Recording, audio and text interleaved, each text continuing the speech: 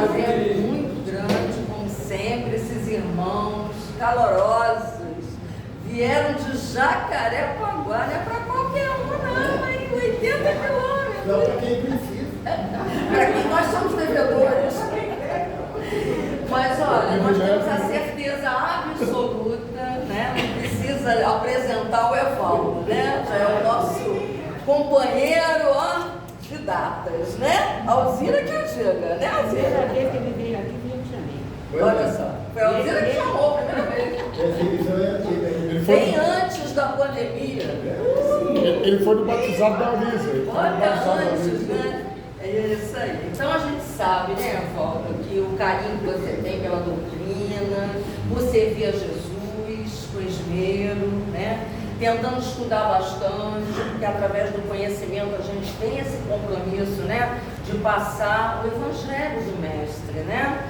Então, gente, olha, vamos fechar os nossos olhos nesse momento, fazer a nossa autorreflexão, botar na tela mental Jesus, nosso amado Mestre, que com certeza está sempre conosco, quiçá possamos estar sempre com Ele também.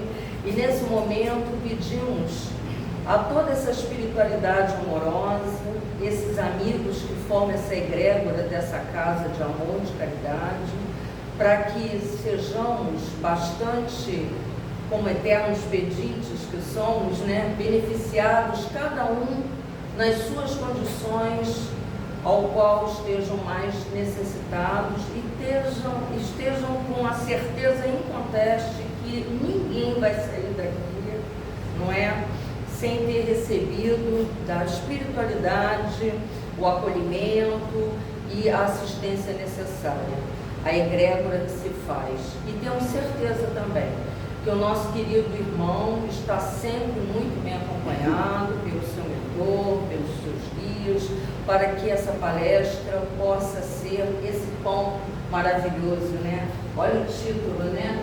Que é tirar a candeia debaixo do alqueire. É isso? Então vamos voltar aqui, ó. Não ponhais a candeia debaixo do alqueire, a coragem da fé.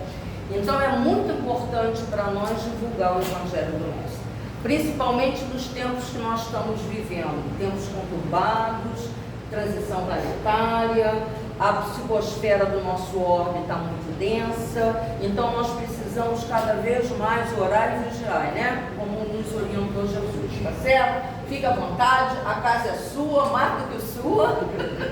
Obrigado. Que a paz bendita de Jesus e o olhar misericordioso de Maria de Nazaré nos envolva, sempre fortalecendo a nossa fé, que ainda é, como diz aquele pai, né, quando leva o filho para Jesus libertar daquela ação espiritual, que o homem fala: o meu filho é tomado por um espírito mau, que ora o joga no fogo, ora o joga na água. Já apresentei aos seus discípulos e eles não conseguiram libertá-lo. Aí Jesus olha para os discípulos, então de cabeça baixa, porque não fizeram o dever de casa, e Jesus fala assim: homens de pouca fé, até quando vos suportarei? Esse suportar não é de aturar igual eu e Wilson, não. O suportar é de dar suporte. É de dar. Olha, o espírita não pode mentir. De jeito nenhum. Pode mentir. De jeito nenhum. Então, suportar é dar suporte, é apoiar nas nossas dificuldades. E nessa passagem, quando o homem fala que o espírito do mal joga o filho ora na água, ora no fogo, é figura de linguagem. Que significa que enquanto o filho está na água, ou seja, visando as coisas materiais da vida, ele fica perdido. Quando ele está no fogo, que é para o povo hebreu o depurador das nossas deficiências, ele encontra o caminho reto do bem. Então essa dubiedade que o pai fala que o filho se encontra, ora jogado no fogo, ora na água, é o comportamento do filho na história, mas que representa todos nós, o quanto oscilamos ainda pelas conquistas e desejos materiais da vida cotidiana. E em alguns momentos nós estamos no fogo depurador das nossas deficiências, encontrando um caminho reto da prática do bem, do amor e da caridade. Nessa proposta de fé que Jesus nos propõe, nos chama a atenção, e os discípulos perguntam ao mestre: mestre, você não conseguiu tirar esse espírito desse irmão, desse jovem? Aí Jesus falou assim: porque tendes pouca fé. Porque se tiverdes a fé como um grão de mostarda, é uma outra coisa que a gente precisa explicar, né? Porque o grão de mostarda, quem já viu, é uma sementezinha do tamanho de um alfinete, quase da cabeça de um alfinete. Mas quando Jesus fala que ter a fé como um grão de mostarda, é que a mostarda, naquele grão minúsculo, quando ela é plantada e cuidada, ela eclode e se torna uma árvore tão robusta que os pássaros se aninham nela, como diz o mestre. Então a nossa fé como um grão de mostarda, ela realmente é minúscula, é pouca a nossa fé. Mas à medida que a gente rega a fé com a boa vontade, com a prática do bem, ela vai crescendo, fica um brotozinho ainda bem mirradinho. Mas à medida que as existências se sucedem, elas podem se transformar em árvores frondosas, aonde os pássaros venham se alinhar. Quem são esses pássaros? O pensamento no bem. O pensamento no bem. Porque o pensamento no bem é um objetivo nosso. Mas o nosso destino é o pensamento de sermos bons. E há uma diferença circunstancial entre fazer o bem e ser bom. E muitas das vezes nós não atentamos para essa diferença e achamos que fazer o bem já é o suficiente. Para espírito necessitado igual o Evaldo, sim, fazer o bem já é um grande progresso. Mas o objetivo do Evaldo tem que ser o de ser bom. Porque quando fazer o bem, Álvaro é meu amigo. Nos conhecemos já, falávamos hoje antes de começar, nessa existência há 10 anos. Foi quando eu vim a primeira vez aqui em Maricá, lá no GELV, e dei de cara com Álvaro, e até hoje um persegue o outro, que é uma coisa maravilhosa. Onde eu vou em Maricá, Álvaro está. Quando eu não vou, também sei que Álvaro está. Então é uma maravilha, né? É maravilha isso. E aqui na Calossi, eu tenho, falo de coração aberto, eu tenho uma dívida de gratidão com 2 pessoas do Calossi. Elvira e Ilso. Por quê? Tenho uma dívida de gratidão. Primeiro que tu é tudo, esses anos todos. Uma coisa só você e Ivana. Mas ninguém. Né? E a Elvira foi a primeira pessoa que me convidou para vir na Calossi em 2014. E de lá para cá, nem eu nem a Elvira um de lado do outro, porque eu fiz ameaça para ela. Se ela não viesse hoje, ia ficar muito do lado dela. Porque já tinha um tempo que eu não vi a Elvira, né? Eu vi a Elvira antes da pandemia, gente. Hoje eu estou encontrando a Elvira. Então, são 2 pessoas. Tem o Valvir também, eu não queria falar dele, não, né? Não está aí, né? Está aí, você pode falar até bem, né? Mas tem o Valvir também, né? Que sempre me recebeu com muito carinho. Por incrível que pareça, até a Joana vai me receber com carinho. Quando eu ouvi, ela ria também. Então, essa carinho, essa amizade que a gente cria aqui na Calossi, né? E, evidentemente, não podemos esquecer do Cardoso, que é o nosso fundador, aquele que é o esteio dessa casa, não tem como a gente esquecer. Mas a gente fala muito porque o Cardoso parece, ele não vai ouvir. Eu vou falar. Não, eu vou falar. Ele conta. Conta, né? Álvaro, por favor. Dessa vez, Álvaro, usa a máscara para tampar a boca. Mas o Cardoso parece mentor, né? Ele fica sentado ali, tu olha assim, tá de cara com o olho dele e fala: deu errado, deu muito. No aniversário da casa que eu vim fazer a palestra, o Cardoso estava aqui. Foi? Não foi? Eu falei: meu Deus, agora tem que falar tudo certinho, senão o Cardoso ficou. Mas assim, mesmo assim, ele vai deixando a gente vir, né, Célia? Aí que é bom, né? Porque nessa existência, pela misericórdia de Deus, eu não posso cantar, sabe, Célia? Então eu só venho se o Célio vir, porque aí ele canta para mim. É um acordo, né, entendeu? É um acordo. E a proposta do tema de hoje, no capítulo 24, que a Lúcia falou para a gente, que é não ponhais a candeia embaixo do alqueire, né? É o item 13, o item... Tem óculos, mas não quer usar. Está pendurado. Está pendurado. Mas eu não quero dizer que sou velho. 13, 14, 15, o 16 também. é o item 13 a 16 do capítulo 24, que não tem, nesse capítulo não tem instrução dos espíritos. Por quê? Porque Kardec entende que não pôr a candeia embaixo do alqueire é que está relacionado com as nossas atitudes no nosso dia a dia. Então a espiritualidade fala assim, vai que a bola é tua. No capítulo 14, que é honrai vosso pai e vossa mãe, também não tem instrução dos espíritos. Por quê? Porque os espíritos, ele tem uma relação paternal ou maternal com algum outro espírito no plano espiritual equilibrado, não no planeta Terra, no plano equilibrado, não tem. Porque Jesus fala que na espiritualidade nem se casa, nem se dão em casamento, então não tem aquela figura minúscula, egoísta ainda do plano material, de que é minha esposa, meu marido, meu filho, meu neto, não tem essa visão. Já tem aquela visão da irmandade, da fraternidade, que é a proposta de Jesus. Jesus pergunta, né? Quem é minha mãe e quem são meus irmãos?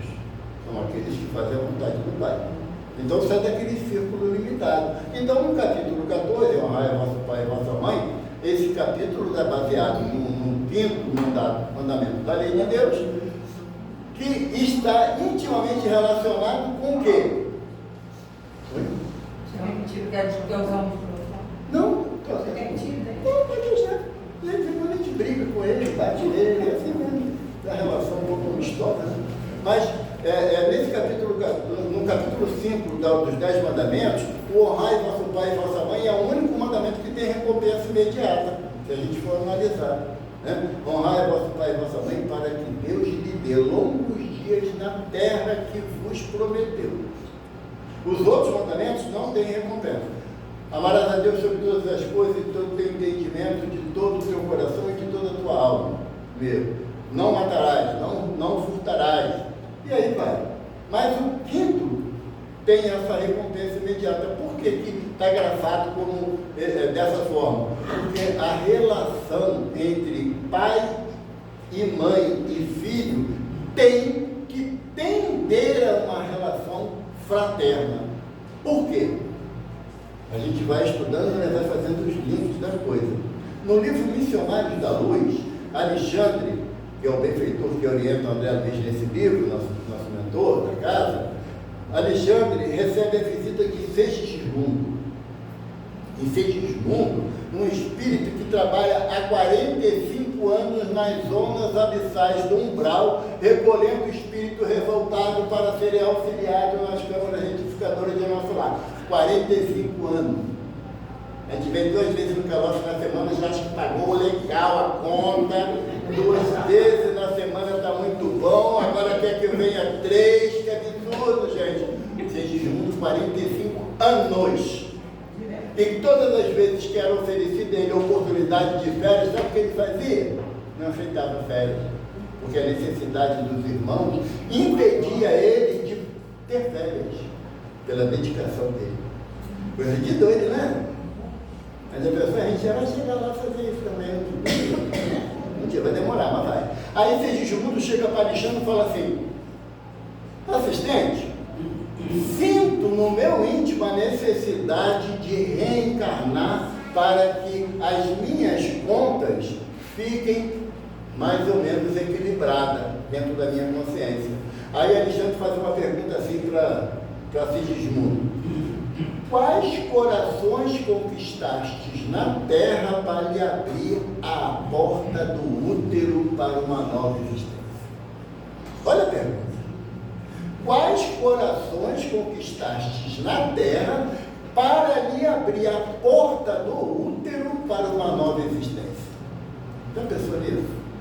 Quem é que eu estou no meu grupo de relacionamento cultivando o amor, o respeito, o carinho, para que no futuro, não incerto, no futuro certo, eu tenha a possibilidade de reencarnar, porque caso vocês não saibam, todos iremos morrer e evidentemente necessitaremos de retornar ao corpo físico. Show de bola se for na Terra. Show de bola, mas não tem garantia nenhuma disso não adianta ficar animadinho não tem. Mas quais corações que a gente conquista. Eu que não sou bobo nem nada, só de cara eu tenho a bobeira, eu começo a tratar bem meus netos, sabe, Gil? São 4 netos. Um deles há de, né, ter compaixão do vovô, falar, pô, o vovô precisa reencarnar, gente, ajuda o velho lá, né? Já tá tanto tempo. Então eu já estou cuidando da minha parte. Isso está dentro do honrar vosso pai e vossa mãe. É a única forma que o espírito ainda é imperfeito, que nem eu, consegue conquistar alguma coisa pela barganha, não é? Pela barganha. O que nós fazemos na prece? Uma barganha com Deus. Senhor Todo-Poderoso, aqui estou dentro da carroça, o Senhor sabe que eu vim de coração aberto para que eu tenha paz. Né? Chico Xavier recebeu a visita de Jerônimo Mendonça. Jerônimo Mendonça, o gigante deitado, ele, aos 23 anos de idade, ele começou a ter uma dificuldade, né, de movimento, uma doença é ela, né? Esclerose lateral amiotrófica, né? Ele começou com 18 anos, 17 anos, ele foi ao cinema da cidade dele, lá em Tubiara, lá em Minas, e ele era um cara de 17 anos, saradão, bonito, forte, como o Jorge, assim, bonito, forte, né, Jorginho? Saradão mesmo. E ele, naquela época, no início do século passado, final da década de 20 para início de 30, estava saindo o filme do Tarzan, com John Weiss Miller. Eu queria ter um filho, antes de botar esse nome, não consegui. Mas John Weiss Miller, aquele que inventou o grito do Tarzan, que nadava com os crocodilos, não era dublê, era ele mesmo. E o Jerônimo Mendonça falava que ele era o Tarzan de Minas, já não sei se é Itubiara, não lembro o nome da cidade correta. E ele era, né, muito bonito, saradão. Ele foi ver o filme do Tarzan, que estava chegando na cidade, foi no cinema. Quando terminou o filme, ele sentiu já uma dificuldade de ficar em pé, as pernas estavam um pouco doloridas. Mas aí o colega deu o braço a ele levantou, foi embora. No dia seguinte do filme, ele já frequentava uma casa espírita na cidade, ele foi para a casa espírita. No final, sempre tinha algumas mensagens psicográficas. E aí tinha uma mensagem assim: Tarzan, te prepara porque a tua selva vai começar. E todo mundo lá sabia que ele se denominava como Tarzan. Então era para ele a história, não era para... O espírito não se enganou de nome, era para ele. E com 23 anos de idade, ele só movimentava os olhos. Só os olhos. E, claro, a boca, né? Com 23 anos. Ele ficou paralisado em cima da cama, não tinha movimento nenhum. E ele, com 29 anos, 6 anos após a paralisia total, ele já tinha fundado uma creche para as crianças que não tinham condições das mães trabalharem. E ele fundou uma creche espírita, ele com 29 anos, 6 anos de incapacitado, né? Fundou uma creche e já tinha ditado um livro mediúnico. Ele recebia a mensagem, ditava e alguém escrevia o livro, deitadinho lá na maca. E aí um dia falaram assim para ele: Jerônimo, não dá para tu ir fazer uma palestra para a gente não? Se me carregarem, eu vou. Mas como é que é carregar uma cama, né? Cama de solteiro, mas uma cama, né? Ficou difícil. E aí ele chamou um amigo dele que era desenhista, falou assim: tem um espírito aqui pedindo para fazer um desenho de uma cama que um serralheiro pode fazer para mim, que vai me dar uma mobilidade. Primeiro que ela vai ter rodinha e ela vai ter uma inclinação que facilite eu falar com as pessoas. E aí ele ditou e o irmão foi lá fazendo o desenho, né, direitinho, chamaram o serralheiro. O serralheiro falou assim: é impossível fazer essa cama. Ele, impossível era eu receber o desenho dela. Eu recebi e expliquei como é. Agora tu que se vira de fazer a cama. E o cara fez a cama. E essa cama, ele ia para tudo quanto é canto da cidade e da região lá de Minas Gerais para poder fazer palestra. Qual a vontade de levar o Ludivine aqui em Maricá. 2 pernas, um carro, ainda vem com a esposa gatona do lado, ele ia de cama, na cama. Passou um tempo, e ele fundou também 2 centros de espírito, tá? Então você fica com mais vergonha. 2, tá? E ditou mais 3 livros. Vamos? Um dia, Jerônimo Mendonça estava com uma hemorragia no estômago, que ele se esvaía em sangue. Olhava para a cama de Jerônimo, estava vermelha, rubra, mesmo no caso do sangue que saía pelo ânus em grande profusão. E Jerônimo falou assim: chama um médico para mim. E o médico veio, o amigo dele, falou assim: Jerônimo, sabe que tu vai morrer, né? Ele falou assim: não posso morrer agora não, muita coisa para resolver. Aí ele falou assim: mas Jerônimo, do jeito que você está com essa hemorragia, Jerônimo, você vai morrer. Aí Jerônimo falou assim: gente, antes de morrer eu quero ver Chico, porque Chico vai me ajudar, vai me dar uma palavra de conforto, eu quero ver Chico. E aí a mãe do Jerônimo falou assim: olha Jerônimo, estou começando a acreditar nesse trem de espiritismo mesmo. Aí, ué mãe, por quê? Ela falou assim: quantos filhos tem, Jerônimo? Ele falou: 11, mãe. Quem é o mais novo, Jerônimo? Eu, mãe. Onde tu está agora, Jerônimo? Na cama, mãe. Já há 23 anos na cama. Aí ela falou assim: e tu é o único filho que não para em casa, gente. É coisa de espírito mesmo isso. Toda hora tu está indo para um lugar de cama com tudo, Jerônimo. Ele falou assim: agora eu vou lá em um pedaço para ver Chico. Porque eu vou morrer, então eu quero me despedir do Chico. E aí arrumaram lá com um fazendeiro ali, com um avião, botaram Jerônimo dentro do avião, com cama e tudo, e Chico fazendo a reunião lá da Comunhão Espírita Cristã, lá em Uberaba, que o Jorge foi lá conhecer. Aí, um pouquinho, aquele alvoroço, o pessoal abrindo o caminho, entra a marca de Jerônimo, dentro do centro afora. Quando chega perto do Chico, o Chico fala assim: olha, chegou o palestrante que nós estávamos esperando, nosso irmão Jerônimo Mendonça. Chico, tô morrendo. Tá bom, Chico, depois tu morre, primeiro tu faz a palestra. Vem cá, traz Jerônimo, bota a cama dele aqui. Aí ele pegou aquela vozinha, começou a falar fraquinho, porque a voz foi aumentando um pouquinho, e aí ficou forte, e ele fez a palestra, o comentário do Evangelho todo direitinho. Quando terminou, a cama dele estava cheia de sangue, estava da hemorragia. Aí o Chico virou e falou assim: Jerônimo, como é que você está, meu filho? Morrendo, Chico. Aí, Chico, eu também. A gente nasce e começa a morrer, a partir do momento que nasce. Aí ele falou assim: Chico, eu já ando com a atestado de óbito na mão, é só botar a data e a hora. Aí o Chico falou assim: você sabe por que você vai morrer, Jerônimo? Aí ele falou assim: essa hemorragia que vai me matar. Não, Jerônimo, o que vai te matar é o coitadinho que você quer ser.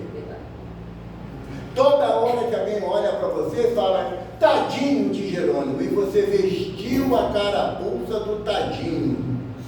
Então o que vai te matar é a preguiça de reagir. Volta para a tua casa, Jerônimo. Cumpre a tarefa que a espiritualidade espera de você. E Jerônimo, muito envergonhado, porque o Chico falou isso na frente de todo mundo, foram levando a cama do Jerônimo para fora. Aí o Jerônimo falou assim: Chico, fica na paz, Chico. Aí o Chico falou: tira o Z, Jerônimo, fica com a pá na mão, porque só o trabalho no bem que fortalece o filho da vida. Diante das nossas dificuldades, se eu quiser ser coitadinho diante das dúvidas e das dificuldades que eu enfrento na minha jornada, vai ter uma porção de gente para botar o peso do coitadinho em cima de mim. E aí eu me paraliso, eu não faço mais nada, e ainda vou dizer assim: a minha fé dá boca. Porque não tenho ânimo de levantar da cama, não tenho ânimo de sair dentro de casa, eu não tenho ânimo de ir na carroça e cumprir com a minha responsabilidade. Então, coragem da fé, que Kardec coloca aqui, e a gente analisa coragem da fé, aqueles cristãos do primeiro século, né, que enfrentavam os bichos, os romanos, depois veio a Inquisição, veio uma porção de coisa ruim. Coragem da fé é aquilo. Não é isso que Jesus está falando. Quando Jesus fala aqui, através do Evangelho de Mateus, Jesus fala assim: aquele que me confessar e me reconhecer diante dos homens, eu também reconhecerei e confessarei diante de meu Pai que está nos céus. E aquele que me renegar diante dos homens, também eu renegarei diante de meu Pai que está nos céus. O que a gente interpreta? Que você tem que chegar lá fora, na vida cotidiana, e quando alguém falar qualquer coisa para você, não, eu sou cristão. Eu sou cristão. Eu vou para o centro espírita, estudo o Evangelho de Jesus. Aí o irmão vai falar assim, tá bom, e daí? Tá vendo? Você é um herege. Você não acredita em nada. Você vai. Espírita não acredita no inferno, mas acredita no umbral. Né? No umbral. Tem um umbral leve, um umbral grosso e um umbral abissal. É um lugar ruim pra caramba. Bala não é bravo, tem lá. Não é muito bravo mesmo. Então, quando a gente tem a oportunidade de provar a nossa fé, em que momento? Da doença, do problema, da dificuldade, daquela situação que você não gostaria de enfrentar, mas que está no teu caminho, você enfrenta ali que você tem que comprovar a coragem da tua fé. Porque tem um ditado muito antigo que fala que barriga cheia, goiaba tem bicho. Não é? Não é? Agora, quando a barriga está vazia, você nem abre a goiaba, porque bicho de goiaba é goiaba, tu come tudo junto que está tudo certo. Quem nunca comeu bicho de goiaba? Eu já comi, é gostoso, é igual goiaba. Ele se alimenta ali dentro da goiaba, é igual goiaba. Né? Aquele tapuru que dá do coco, já comeu? É gosto de coco aquilo. Tem gosto de coco. É gosto de coco aqui. Aí tem aquele gostinho de coco gostoso. Então, na hora que você está nas dificuldades da vida, porque dá para ser feliz na terra? Bom, olha só, Deuteronômio diz assim, a felicidade não é deste mundo. Aí, Kardec pergunta aos benfeitores, é possível o homem ser feliz na terra? Aí, olha a explicação dos espíritos, tem hora que eles deixam a gente numa sinuca de bico, né? Eles falam assim, o homem só é feliz quando ele pratica a lei de Deus. E a lei de Deus, Jesus sintetizou ela. Amarás a Deus sobre todas as coisas, de todo o teu entendimento, todo o teu coração e toda a tua alma. E ao próximo como a ti mesmo. Jesus sintetizou os 10 mandamentos nesses dois. E aí quando os espíritos dizem, se o homem, para ser feliz, tem que cumprir a lei de Deus. Dá para Evaldo cumprir a lei de Deus baseada nesses dois mandamentos de Jesus? Não. Eu ainda não consigo. Por quê? Porque o meu próximo para mim é minha esposa, meus filhos, meus netos e meus amigos. São meus próximos. Agora, aquele irmão que quando eu sair daqui vai apontar uma arma na minha cabeça e levar meu celular, levar meu carro, ele é meu próximo? Claro que é. Claro que é. Por quê? Porque quando Jesus, ele estava em Jerusalém, e até que hora? Eu fico preocupado, porque é muito entusiasmo com o negócio, né? 9 horas da manhã. É porque a gente faz um seminário, amanhã sábado, a gente tem trabalho, né? Eu vou fazer mesmo, vai para casa, pegar calor danado aqui, tem ar-condicionado. E não paga nada, né, gente? É o veloz que paga. Mas quando Jesus estava lá em Cafarnaum, na casa de Pedro, Jesus falou assim para os discípulos, eu preciso comer essa Páscoa com vocês. Aí os discípulos, pô, legal, mestre, lá em Jerusalém. Não, tudo bem, mestre, vamos para Jerusalém. O caminho de Cafarnaum para Jerusalém, margeando o Rio Jordão, era o mais fácil, mais rápido e o mais seguro. Aí Jesus falou assim, mas eu preciso antes passar na Samaria. O que Jesus estava falando? Wilson, eu já falei isso aqui, vou repetir porque o Wilson é bom companheiro. Wilson, vamos comigo lá em Macaé? A pé. Não, tu já vai, tu já disse a primeira vez, agora tu vai. Vou a pé, não. Vai, mas você tem que passar em Friburgo primeiro. A pé. Casa, 24 É caminho. Foi essa a proposta de Jesus quando disse que tinha que ir para Jerusalém, mas tinha que passar em Samaria. Sabe? Você está em Maricá, tem que ir para Macaé. É ruim, a pé vai dar. Né? Então dá uma sujeira. Né? Dá uma sujeira, não dá para pegar aquele negócio. Exatamente. Agora, tem que cortar caminho por Friburgo, alonga bastante. E Jesus falou isso para o discípulo. Aí o discípulo falou assim, mestre, aqui, ó, Samaria, Jerusalém. Aí Jesus falou, eu que fiz as duas, eu sei onde é. Né? E aí o que João fala? Eu e André vamos na frente para conseguir abrir para o Senhor, para a gente. Né? Que Jesus andava com bando, Jesus parece até espírita, né? Eu fazia um churrasco lá, falava assim, vamos para fazer um churrasquinho. Eu falo para todo mundo, ó, Deus convidou para fazer um churrasco lá na casa dele, mas não conta para ninguém não, né? Aí quando chegou na Samaria, o que aconteceu? João falou assim, Senhor, não quiseram dar abrigo para a gente não. Diz uma tradição hebraica que quando um viajante pede abrigo, você tem que dar. Hoje eu vou lembrar na tua casa, Deus. É? Não pode negar. Não pode. Não pode. Como negaram para João, a lenda dizia o quê? Que se o Wilson recusasse me dar hospedagem, eu podia rogar a Deus e caía fogo sobre a casa dele. Se ele não serve para abrigar o viajante, não serve para mais nada na nossa vida. Aí João falou assim, Senhor, quer que peçamos fogo do céu e destrua tudo quanto é samaritano? Já não gostava deles mesmo, né? Era a chance de se livrar daquele povo todo. Aí Jesus falou assim, João, o Filho do Homem veio para salvar e não para matar. Primeira paulada de João. João ficou de cabeça baixa, o casco doeu. Chegaram depois de 3 dias de caminhada, chegaram em Jerusalém. Quando chega em Jerusalém, um sacerdote na porta de entrada lá do templo de Salomão, olha para Jesus e fala assim, Senhor, sabemos que é veraz e tudo que ensina é verdade, porque as coisas que tu fazes, só aquele que anda no caminho de Deus pode fazer. Qual o maior mandamento da lei?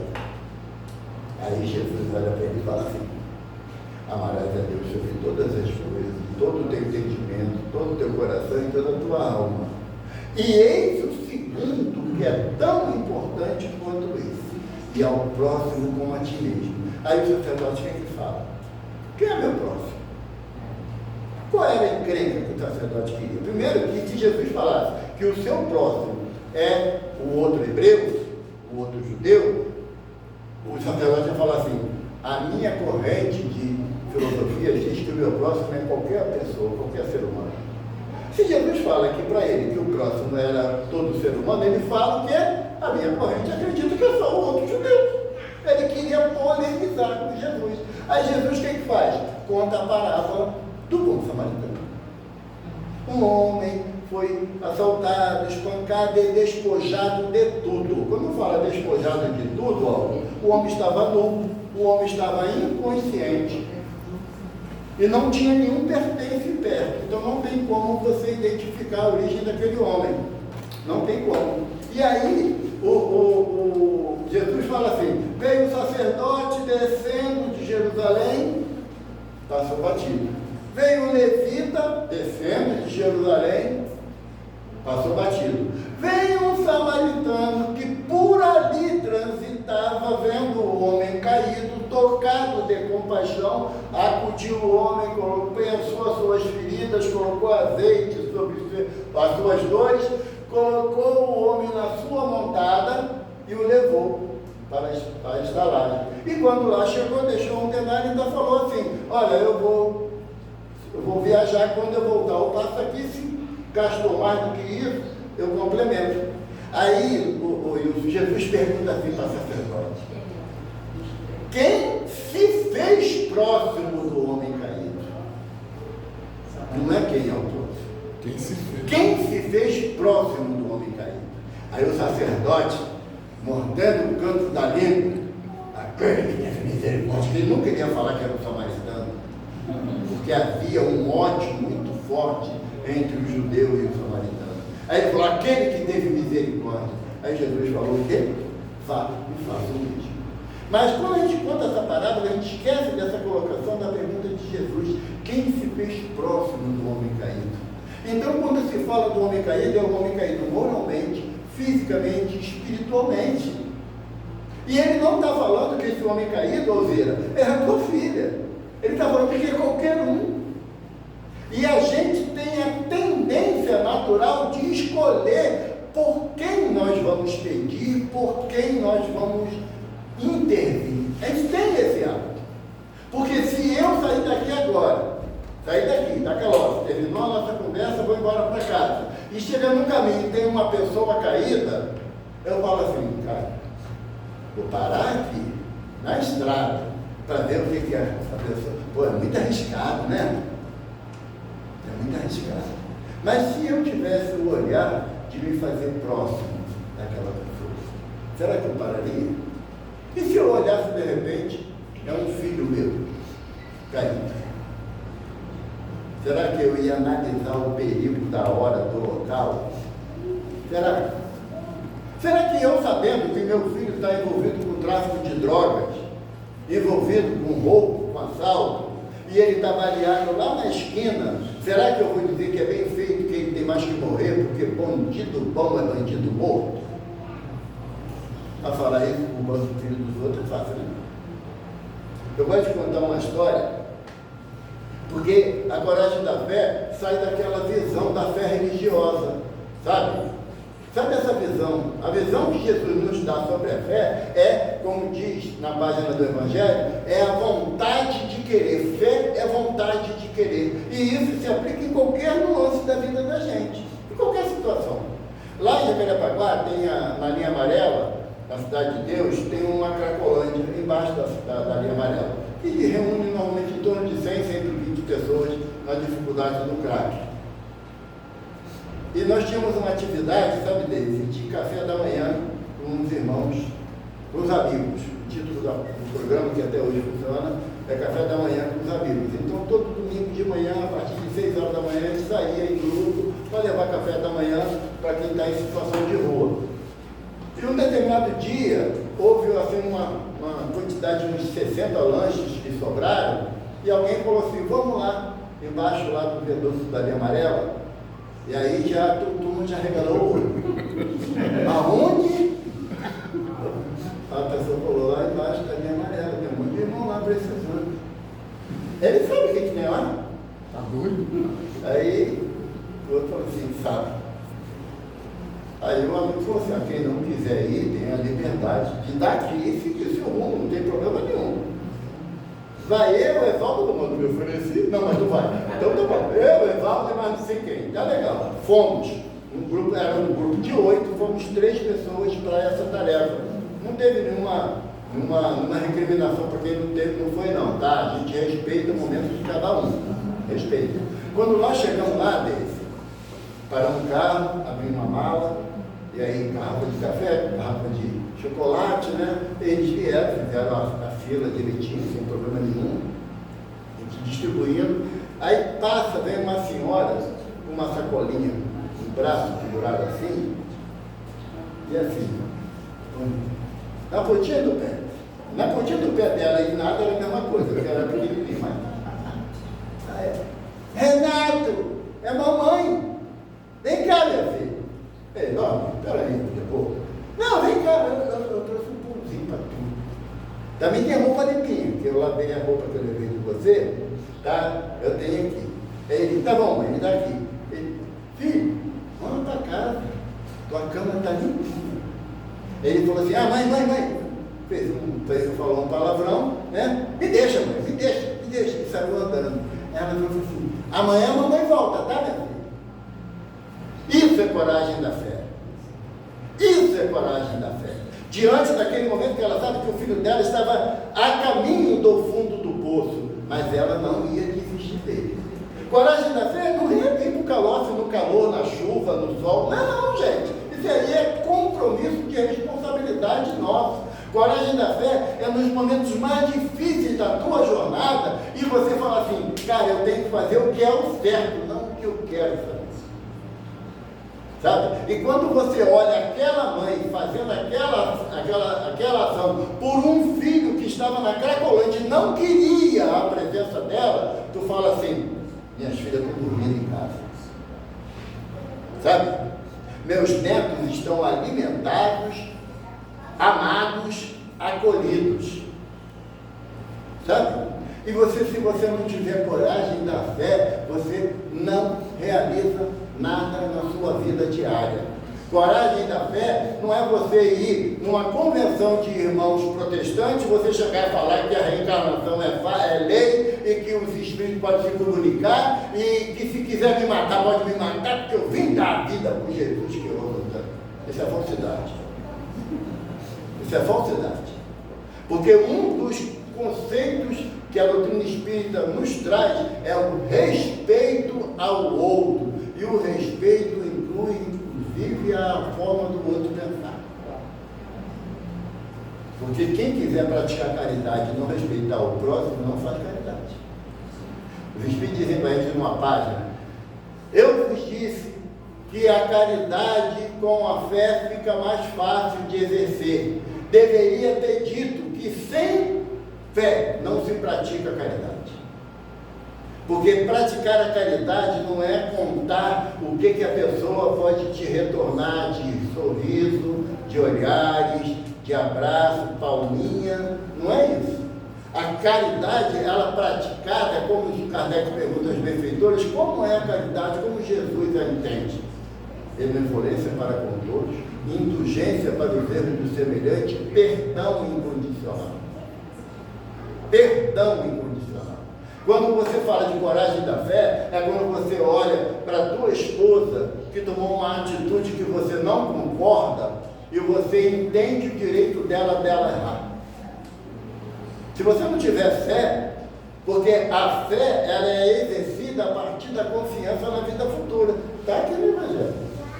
Ela só é exercida a partir da confiança na vida futura. Se eu, Evaldo, que grito pelos quatro cantos, que eu sou espírita, que eu estudo o Evangelho, que eu cumpro aquele mandamento, que é a primeira vez que eu vim aqui, que eu achei muito lindo a ideia do Cardoso de colocar ali: espíritas amai-vos, eis o primeiro mandamento, instruí-vos, eis o segundo. O Espírito de verdade fala isso para Kardec.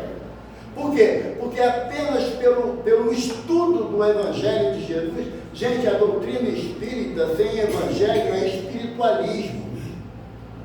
A casa espírita que não opta pelo estudo do Evangelho de Jesus pratica espiritualismo. Quando Adolfo Bezerra de Menezes, ele foi o segundo presidente da Federação Espírita Brasileira, ficou 4 anos como presidente, depois ele se afastou por causa dos compromissos dele. E aí o pessoal viu que a federação estava capengando muito, estava indo muita dificuldade. Por quê? Porque a corrente filosófica e a corrente científica eram muito atuantes dentro da Federação Espírita Brasileira. E aí o Augusto Elias fala assim: Bezerra, tu tem que voltar para assumir a presidência da federação, senão vai fechar as portas. Aí o doutor Bezerra falou assim: volto com a condição de estudar o Evangelho segundo o Espiritismo.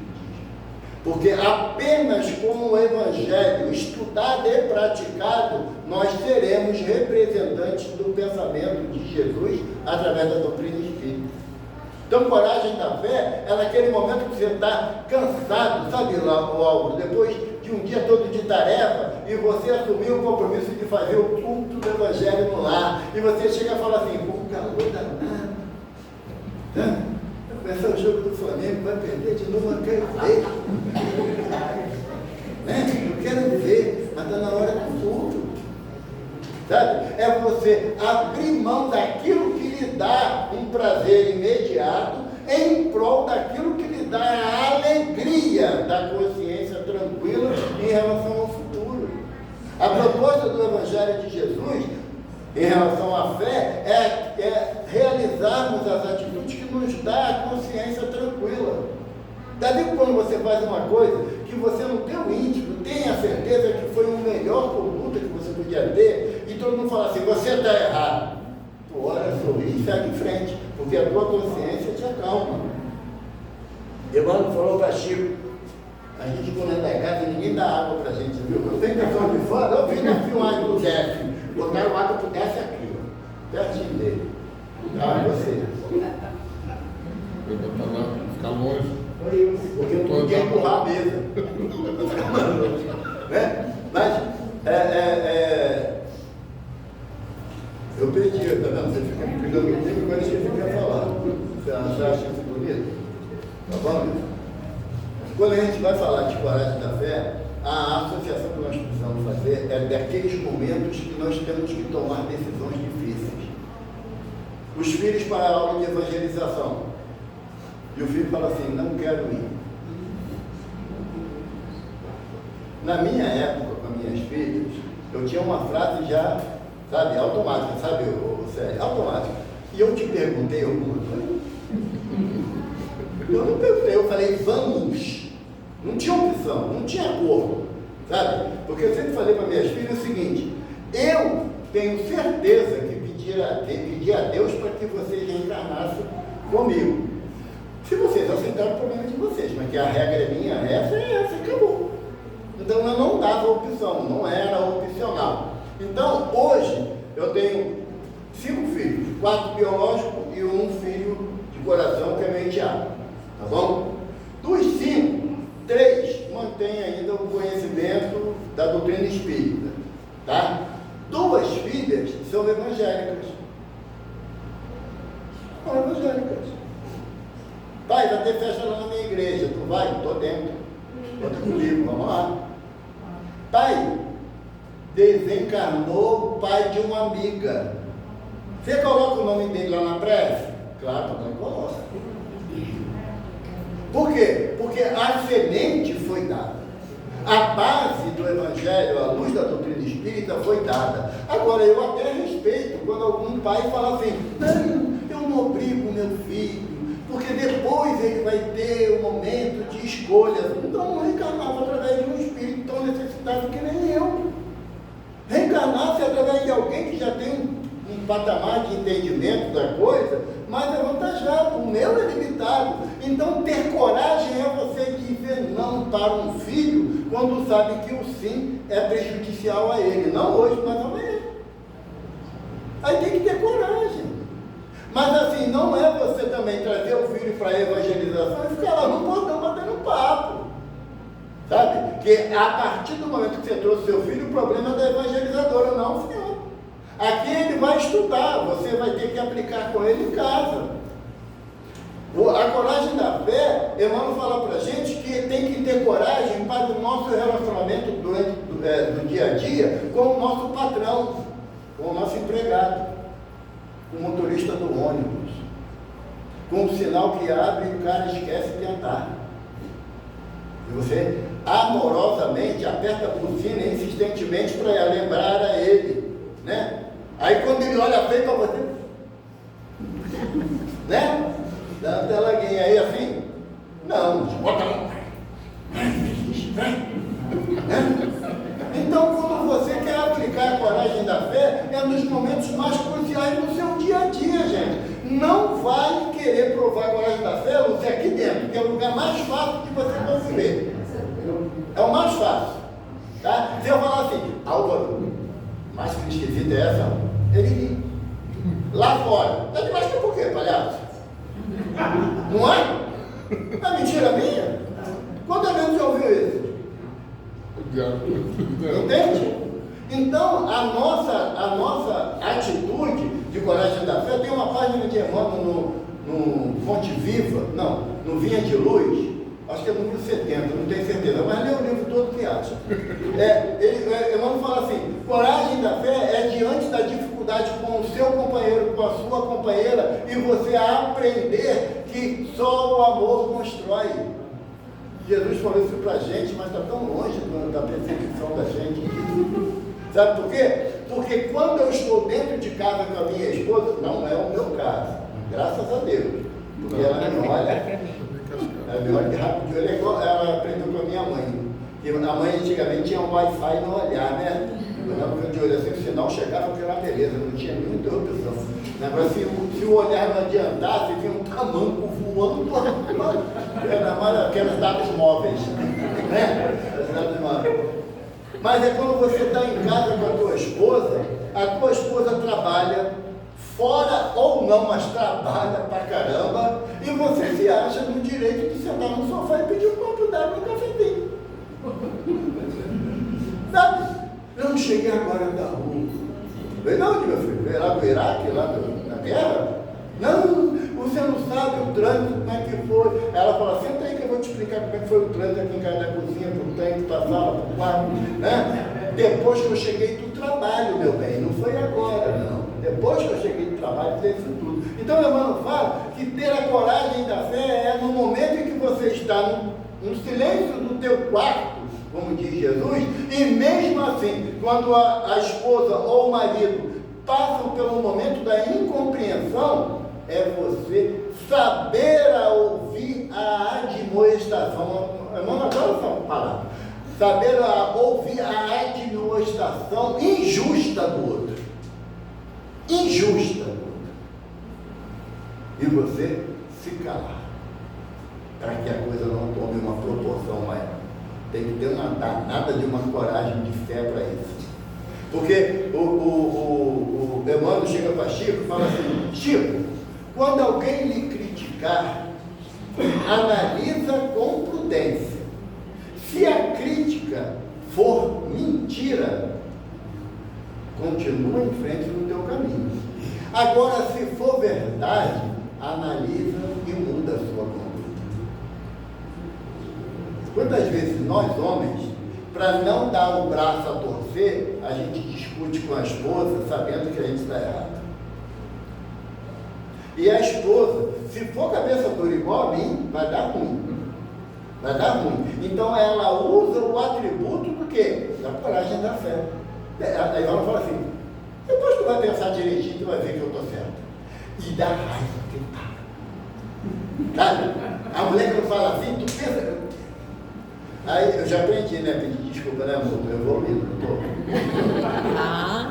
Eu combinei contigo. Foi combinado. Foi combinado. Eu falei, vou fazer essa pergunta do disco maior clarinho que tá.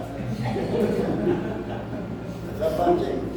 Gente, coragem da fé, a gente não pode mais associar a coragem da fé no aspecto que nossos irmãos lá do século I do cristianismo tinham que enfrentar as feras do circo romano. Ou então, que tinham que enfrentar o sacerdócio organizado que impunha suas vontades sobre os fiéis. E todas as vezes, Emmanuel fala isso para ele, todas as vezes que um ato de alguém lhe traz revolta, Emmanuel diz, é que você ainda não venceu aquela dificuldade, sabe, revolta por isso. Quando alguém faz uma mentira sobre você, sabe algo? Você fica chateado pra caramba, é porque você tem no teu íntimo que ontem aquela mentira foi verdade. Em algum momento você usou daqueles argumentos que hoje você não usa mais, mas ainda não superou aquela dificuldade. Sabe? Então, ter coragem da fé, como Jesus coloca para a gente, de se renegar diante dos homens, o que Jesus está falando para a gente, Elzira? Que a sua atitude não é naquela que todo mundo vê quando você está sozinho. Quando alguém manda um zap para você, brincadeira, né, Elzira? Você não, agora você é dessas, fala isso, fala aquilo outro. Aí você pensa assim, mas eu não falei. Aí volta na conversa, quando a gente faz isso, né? Volta na conversa do zap e fala assim, não falei mesmo. Aí você tem que ter a coragem da fé, porque fé significa fidelidade. Vem do grego fidelis, fidelidade. E ser fiel não é só naquilo que me agrada. Paulo de Tarso fala assim na carta dos Coríntios: Deus é fiel. Que não é isso? Um caminhão, um carro, né? Bonitinho, né? Mas Emmanuel fala assim: realmente Deus é fiel, porque se Deus não tivesse fé na gente, não nos criava. Jesus fala assim para Bartolomeu, no Boa Nova, de Humberto de Campos. Quando Bartolomeu fala assim: Senhor, é tão difícil de conviver com a sociedade diante das tuas propostas de amor ao próximo. Senhor, o senhor acredita mesmo que tem jeito? Não é de agora não, vocês estão lá no atrás. Parece bem atual, né? Aí Jesus fala assim: Bartolomeu, se eu não confiasse na capacidade do homem de mudar, não teria lógica eu ter vindo. Então, quando você fala em termos de fé, de ser fiel, de ter confiança em Deus, em Jesus, na espiritualidade amiga, é você saber que nas inúmeras oportunidades que você tem, você vai escorregar? Vai. Caso vocês não saibam, estamos ainda no plano de prova e expiação. E num plano de regeneração não é que vai ver elefante rosa voando, não. Então vai ter que encontrar com o Evaldo por aqui ainda, fazendo palestra, e vocês que se virem. Tá? Porque o plano de regeneração é uma proposta, como diz Santo Agostinho aqui no Evangelho, no capítulo 4, é uma proposta para espíritos que estão numa fase de convalescença. Ou seja, que nós saímos preferencialmente da prática do mal e começamos a querer transitar na prática do bem. Começamos. E apesar de sabermos que estamos no plano de prova e expiação, eu exijo do Wilson, do Júlio, do Célio, atitudes corretas. Eu não admito os erros dele. O meu eu justifico, o deles não. No plano de prova e expiação, nós convivemos com as dores morais. E nós damos mais valor às dores físicas. É aquele caso que digamos que o Cardoso receba uma orientação de fazer atendimento fraterno público. Ou seja, o Cardoso se senta ali, a pessoa senta do lado do Cardoso com o microfone perto dela. E o Cardoso pode contar o seu problema, né? Todo mundo ouvindo. Será que a gente falaria? Será que a gente abriria o nosso coração? O Cardoso, eu ontem não resisti, traí minha mulher. Mentira, amor. Pelo amor de Deus. Sorte sua. Posso usar isso como mentira, né? Graças a Deus. Tá bom? Será que a gente teria coragem de falar em público as nossas mazelas morais? E por que quando a gente chega e fala assim, eu estou com uma dor no estômago, tomo remédio, já fui no posto, nada resolve? A gente não fala da dor física, e assim possível com um microfone bem alto para todo mundo se compadecer da gente? Por que a gente não faz? É o vitimismo. É o vitimismo, é o coitadinho lá. E por que com a dor moral a gente menospreza a dor moral? Conversávamos ontem, né, na palestra que nós ouvimos, o direito de viver o luto de uma dor moral. O que é viver o luto de uma dor moral? Eu agi contra ao meu propósito de união fraterna com a minha esposa e trair minha esposa. E aí eu chego em casa e ela me recebe com um sorriso e com um abraço. Não desconfia da minha atitude indevida. Eu não estou com uma dor moral? E aí eu começo a chorar. Aí a esposa fala assim, meu marido é tão sensível, gente. Ele chega em casa, eu dou um abraço, ele fica tão feliz que ele chora. Se eu for amigo do Wilson, eu falo assim, ó, Tava com isso? nada disso não. Nada disso Não não. vai se complicar. Espreme que tu vai saber quem é. Espreme. Então, quando a gente fala de dor física, a gente se compadece com o problema do outro. E por que a gente não tem essa compaixão da dor moral? Seja ela que nível for.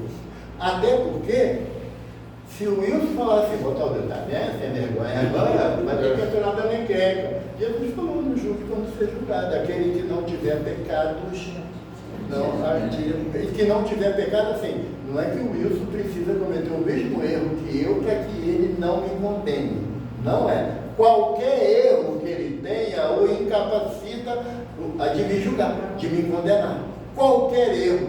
Agora, imagina se isso for moda. Imagina.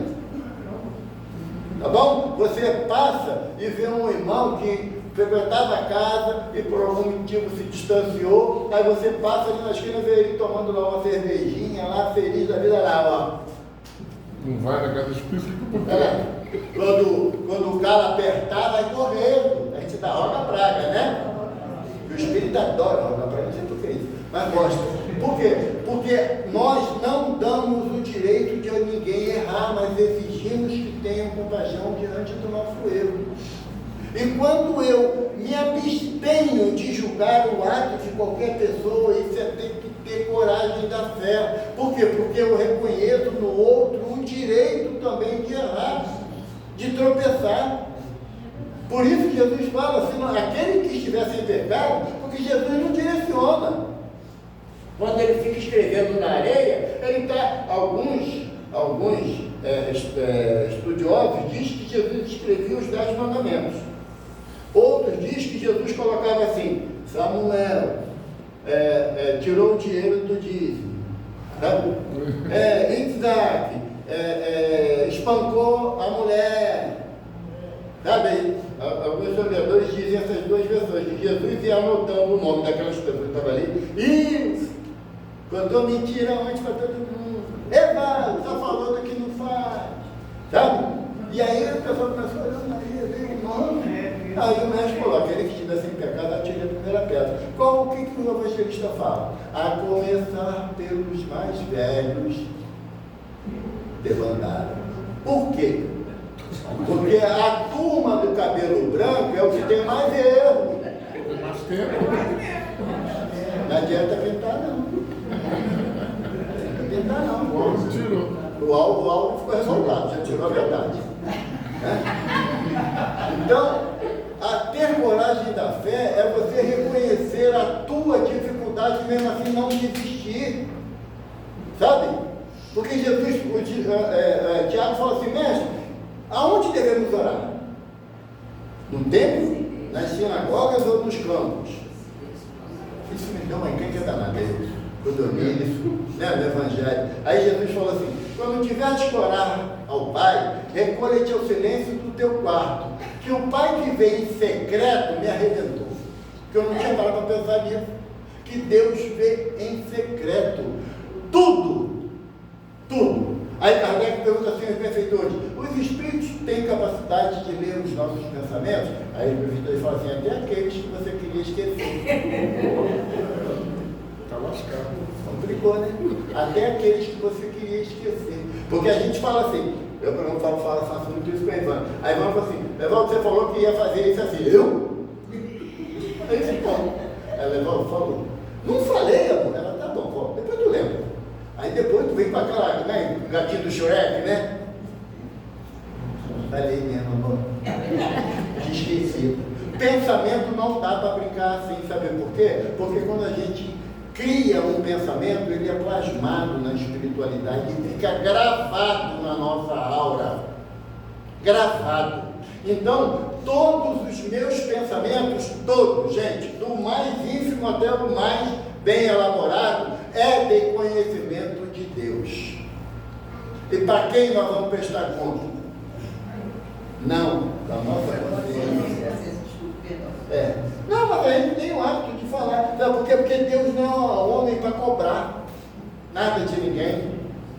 Deus é amor, como João Evangelista fala na sua epístola. Deus é amor. E quem ama não existe.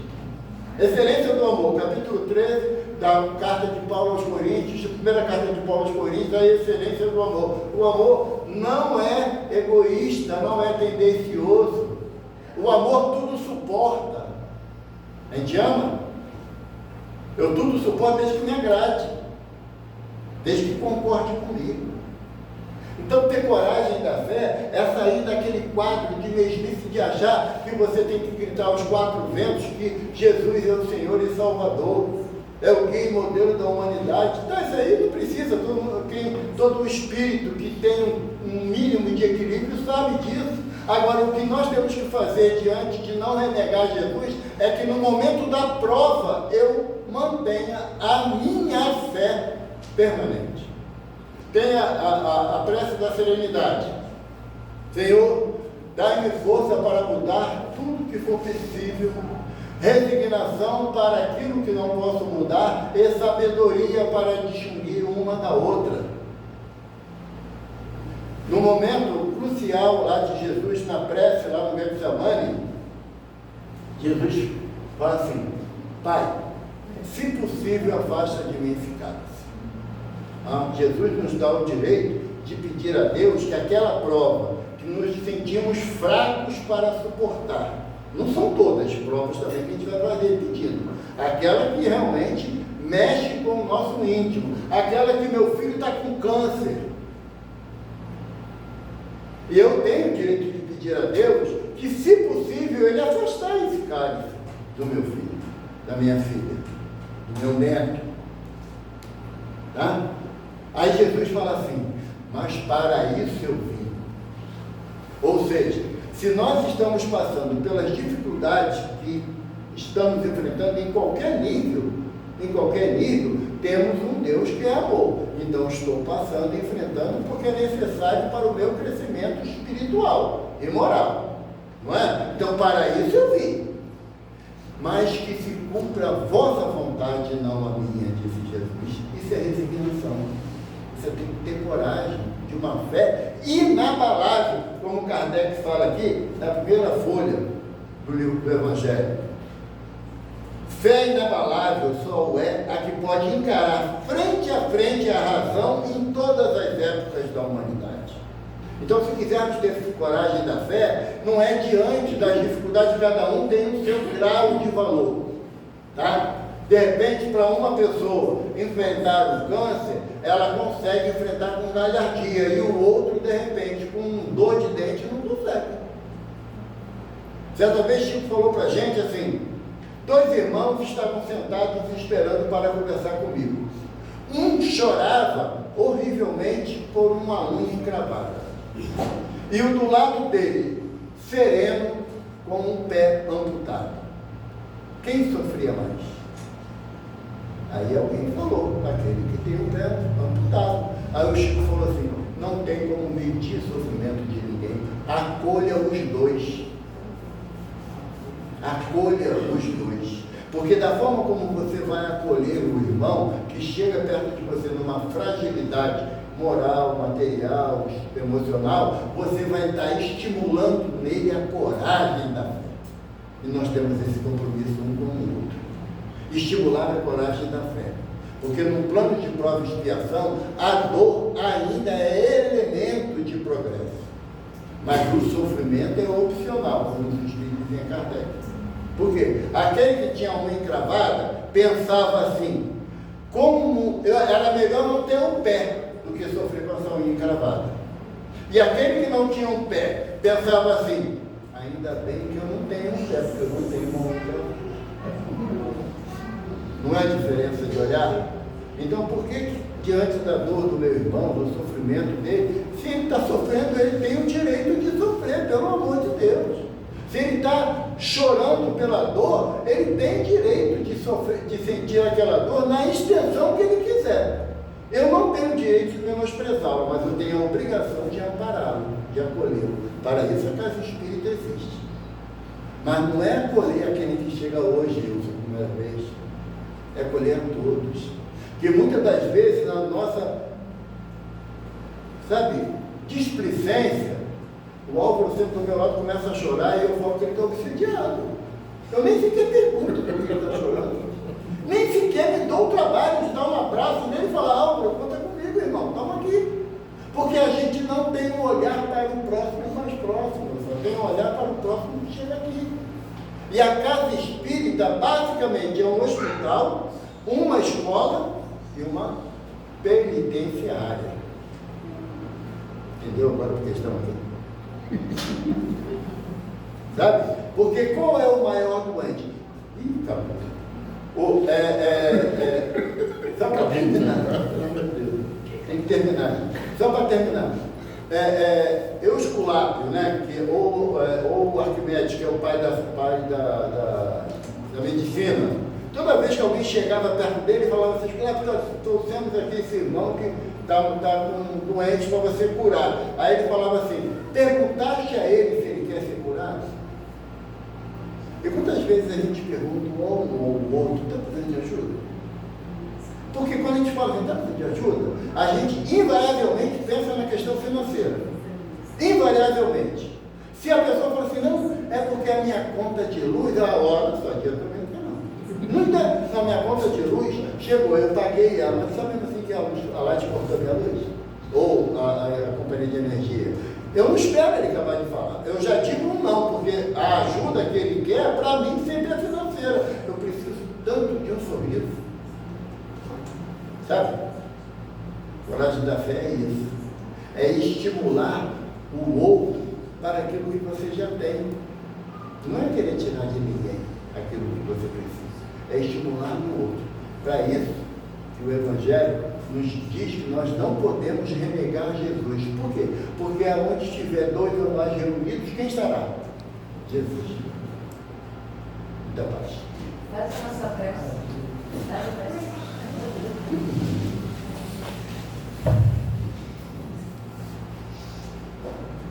Relembrando a figura de nosso benfeitor André Luiz, quando inúmeras vezes nos estimula a olhar para aqueles que estão ao nosso redor. Nas suas obras, psicografadas por Chico, por Valdo Vieira, André Luiz sempre nos estimula a cuidarmos, a nos ajudar, a nos amparar. Aqui estamos hoje na Caloça, na certeza de que não nos falta o amparo espiritual de tantos amigos que passaram aqui pelo plano material, já se encontram no plano espiritual, por tantos benfeitores que diariamente vêm nos estimular a prática do bem.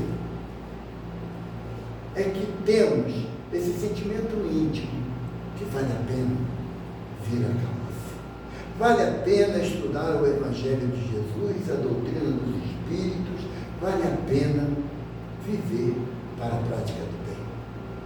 Ampara-nos, Jesus, nessa noite de alegria, de reencontro, de felicidade, para que todos nós, irmanados, possamos ouvir de Ti, Mestre, a frase que tanto nos toca quando nos diz que os meus discípulos serão conhecidos por muito se amarem. Seja conosco, Mestre, hoje, amanhã e sempre, com as graças de Deus. Graças a Deus.